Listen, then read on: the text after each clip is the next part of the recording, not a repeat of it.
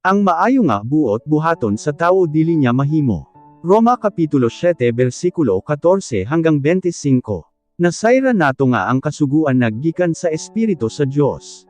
Apan ako tauhanon ug ulipon sa sala. Wala ako makasabot sa akong ginabuhat. Kay ang mga butang nga buot kong buhaton dili ko mabuhat, apan ang mga butang nga dili ko buot buhaton mao hinuon ang akong ginabuhat. Ug kon wala ako makagusto sa akong ginabuhat nga daotan, nagakahulugan kini nga uyon ako nga husto ang kasuguan. Busa dili ako ang nagabuhat sa daotan kon dili ang salangaani akanako. Kay nasayran ko nga dinhi kanako, sa akong tawhanon nga kinaiya, wala gayoy maayo, tungod kay bisag gusto ko nga magbuhat ug maayo dili ko mabuhat.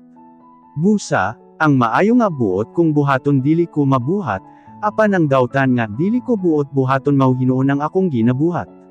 Nan, kongi nabuhat ko ang dili ko buot nga buhaton, kini nagakahulugan nga dili ako ang nagabuhat ni ini kon dili ang salangaani akanako. Busa nakaamgo ako nga kon buot kung magbuhat og maayo babagan ako sa akong daotang kinaiya. Sa akong kinahiladman nalipay ako sa kasuguan sa Dios, apan dinhi sulod kanako adunay nagasugo nga magbuhat ako og sukwahi sa akong nasayran nga matarong. Ginawlipon ako sa akong daotang kinaiya. Makaluluoy gayud ako. Kinsa ba ang makaluwas kanako niining makasasala kung pagkatawo nga nagahatod kanako sa kamatayon?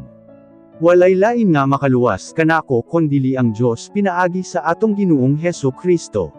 Salamat sa Dios. Mao kini ang akong kahimtang, ang akong hunahuna nagasunod sa kasuguan sa Dios, apan ang akong lawas nagasunod sa daotan nga kinaiya nga makasasala.